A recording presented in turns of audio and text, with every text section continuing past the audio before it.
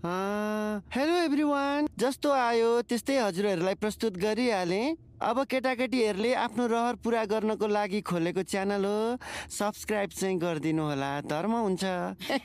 Hello guys, म चाहिँ अलिकति बिरामी छु, बोल्न पनि सकिरहेको छैन अनि आवाज पनि आइरहेको छैन। मेरो आवाज भित्रभित्र दब भयो कि खत्रै घाँटी दुख्यो। अनि अहिले चाहिँ हामी बजाज सोरुममा आइसकेछौँ बागलुङको। बाइक सर्भिस गर्नुपर्ने भएर अनि फेरि नयाँ बाइक किन्नु भएको नि त, अनि 1 हप्ता भयो अनि 500 किलोमिटर प्लस गुडिसकेको भएर चाहिँ सर्भिस गर्न लागेको छन्। अनि उहाँ चाहिँ मेरो भाइ, अघिसम्म भाइले भिडियो बनाइरहेको थियो, अहिले चाहिँ म अलिकति भयो नि बोल्छु भनेर भिडियो निकालेको, आवाजै निस्क्यो होइन, त्यही पनि म ट्राई गरेर आएको छु। अब चाहिँ हामी कहाँ जाने अरे, कहाँ गएर खाना खाने? यो बागलुङ हो, बेनी घर होइन? बेनी गएर खाना खाने अनि त्यसपछि लाएर आज गोस्तर भात खानु पर्यो। मुस्लिम भएपछि जहाँ गयो नि गोस्तर भात खानुपर्छ। ला मेरो किम्बल खस्यो यार। हामी चाहिँ अब नयाँ बाइक किन्न आएको मुस्ताङ दादाको लागि। यो बाइकको नाम के हो नि? डोमिनार 400 250 यो। अनि हाम्रो दाइले चाहिँ नयाँ बाइक लिनुभयो है, यहाँभित्र अब 160 एन्ड 160 लिनुभयो। अनि त्यसपछि लाएर एन60 को न्यू भर्जन यहाँ छ, अर्को व्हाइटमा छ, यहाँ ब्ल्याकमा छ, बबाल छ बाइकहरू। तपाईँहरूलाई बाइक चाहिएमा यो बागलुङको बजाज सोरुममा आउन सक्नुहुन्छ। मेरो नाम लिनु भयो भने 90% डिस्काउन्ट हुन्छ, जम्मा 10% बाइक पाउनुहुन्छ। यहाँ हेर्नु खतरा गाडी छ कि, भोलि पर्सि म पनि यस्तै गाडी लिने हो है, अनि बाइकहरू लिने हो भोलि पर्सि, अहिले चाहिँ कमा होइन। अनि यहाँ हामी चाहिँ अहिले बागलुङमै छौँ। दाइ चाहिँ उता हेलमेटहरू के भयो बनाउनु जानुभयो। अनि अब यहाँ यसपछि चाहिँ हामी सिधै खानासाना खाने अनि सिधै आज मार्फा गएर रमाइलो गर्ने भन्ने कुरा छ। ट्रिप गर्नु रमाइलो त भयो, तर मेरो चाहिँ घाँटीले एकदम समस्या दिइरहेको छ। 81 घाँटी सुतेर 2 दिन भइसक्यो, भल लाग्यो आज त। अहिले यतिको बोल्नु निस्केको छ।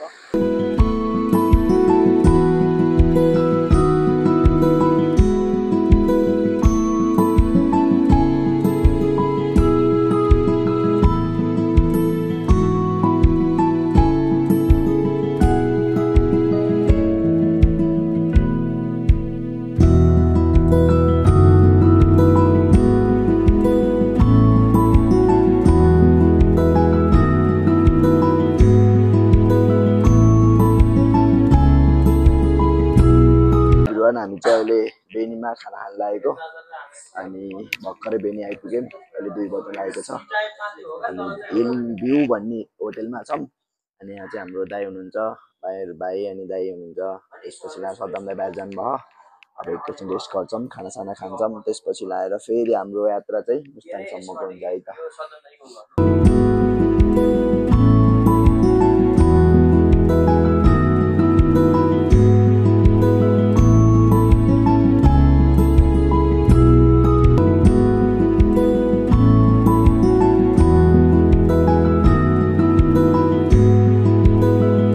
खानासाना खाएर निस्केको, अनि त्यसपछि लाएर अब चाहिँ हिँड्नुपर्ने हुन्छ। 2:30 हुन लागिसक्यो, आधा घन्टा हाम्रो यहीँ गइसक्यो। अनि सबैजना बिस्तारै निस्किँदै हुन्छ आफ्नो सामानहरू चेक गरेर। यहाँ चाहिँ हाम्रो बाइकहरू छ, तपाईँहरू देख्न सक्नुहुन्छ, बुलेट, त्यसपछि लाएर N160 न्यू बाइक, 220 पल्सर, यहाँ इर्फान दाइ हुन्छ, भित्र भाइ छन्, भाइहरू पनि छन्। अब चाहिँ हामी सिधै रूपसे झर्ना गएर रोक्नु भन्ने कुरा छ, सिधै उतै गएर भेटौँला बस।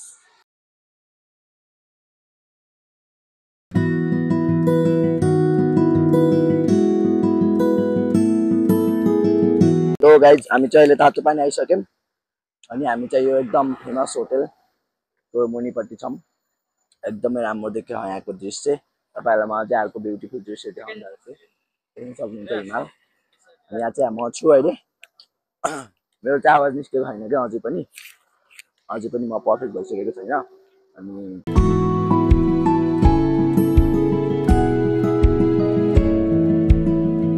गाइज, अहिले चाहिँ म रूपसे झर्नामा आइसकेँ। तातो पानीमा एकैछिन रोकेको थियो, फेरि रूपसे झर्नामा आइसकेँ। यहाँ चाहिँ फोटोसुट हुँदैछ, दाइहरू हुनुहुन्छ, अनि म चाहिँ यहाँ छु। अब एकछिन फोटोसोटो खिच्ने हो। अनि रूपसे झर्ना जाने पुल यस्तो छ। यहाँ हाम्रो आज 4 वर्ष पहिला आउँदा चाहिँ यहाँ एकदमै खत्तम थियो क्या बाटो चाहिँ, अनि यहाँ चाहिँ एकदम धेरै थियो उकालो थियो। अहिले त यतिको बाटो भएछ। बाटो त एकदम बेस्ट नै हो अहिलेको। पहिला 4 वर्षभन्दा पहिला आउँदा र अहिलेको बेलामा। र तपाईँहरू देख्न सक्नुहुन्छ रुप्चो झरना ब्याकमा यस्तो बवाल छ नि। म मनाङ गराएको मान्छेले यहाँको रुप्चो झरना ठुलो कुरा त होइन, त्यही पनि बेस्ट नै छ। तपाईँहरू देख्न सक्नुहुन्छ यहाँको भ्यूहरू। मान्छेहरू पनि टन्नै छ यहाँ। धेरैजना मान्छेहरू फोटो भिडियो खिच्न आउनु भएको छ र एकदम राम्रो छ। अब बेलुकाको 4 बजिसकेको छ अहिले चाहिँ। र हामी छिटो छिटो माथि जाने कोसिस पनि गर्नेछौँ र एक दुईवटा फोटोसोटो भिडियो सिडियो खिचेर त्यसपछि लागि हामी माथि निस्कन्दै लाग्नेछौँ।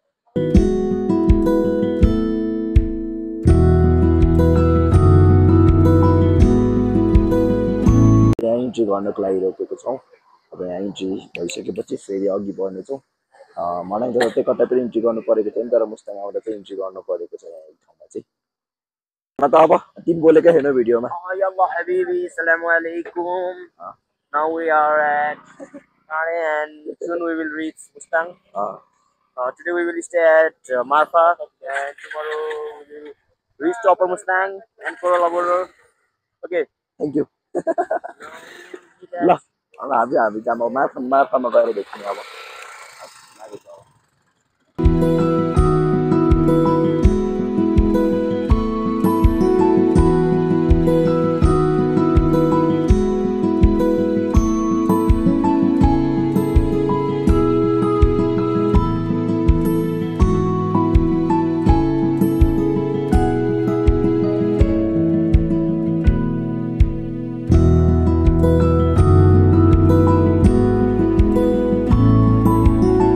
अहिले चाहिँ हामी मार्फा गाउँको भित्र जेरी गल्लीभित्र छिरिसकेको छौँ।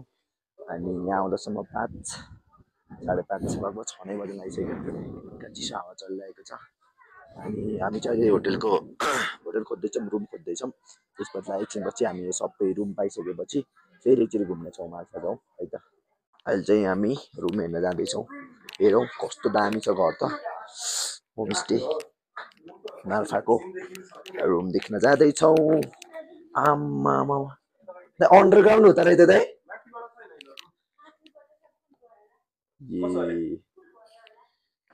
कस्तो जग्गा हेर न। अन्डरग्राउन्ड छ कि रुम चाहिँ। घाँटी त ओभर भयो हौ मेरो, बोल्ने निस्किन पनि गाह्रो छ त। अन्त यो माइकले गर्दाखेरि अलिकति साउन्ड आइरहेको छ। भित्र कति अन्डरग्राउन्ड यार। अझै भित्रै छ।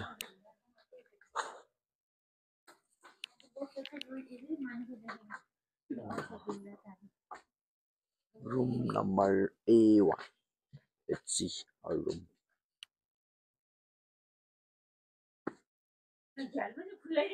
यो होटल चाहिँ हाम्रो बुक भइसक्यो। अनि तपाईँहरूलाई रुम पनि देखाइसकेँ। रुम पनि छ, मैले बाहिर छु जेरी गल्लीको मन्दिरमा।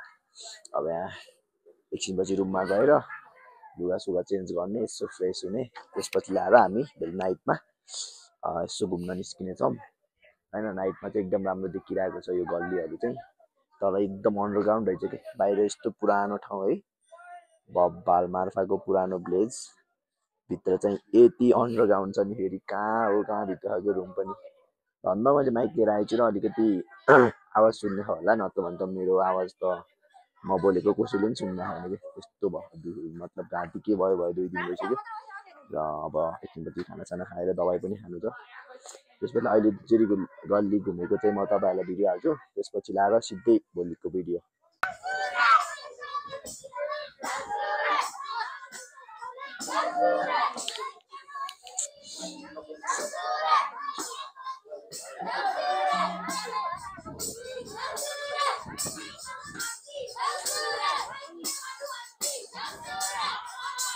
So guys, हामी चाहिँ घुम्न निस्केको फ्रेस भएर टक्क नामगढमा चिसो लागिरह। अनि यहाँ हाम्रो इरफान दाइ हुनुहुन्छ जेरी गल्लीको घुमघाम यहाँ नै गाइज।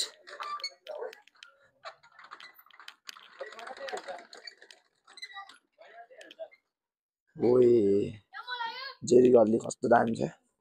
कति धेरै मान्छेहरू लुगा पनि लगाइरहेको छन्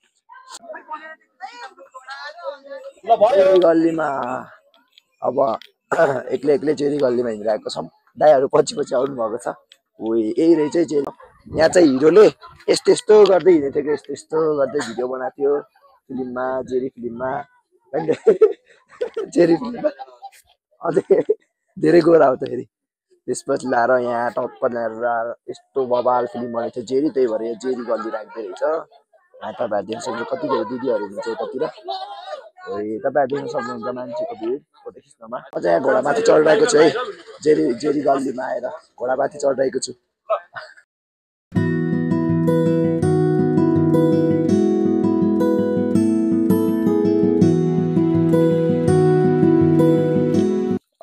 अहिले चाहिँ हामी स्ट्रेस फ्री गल्लीमा छौँ है, त्यहाँ माथि चाहिँ स्ट्रेस फ्री।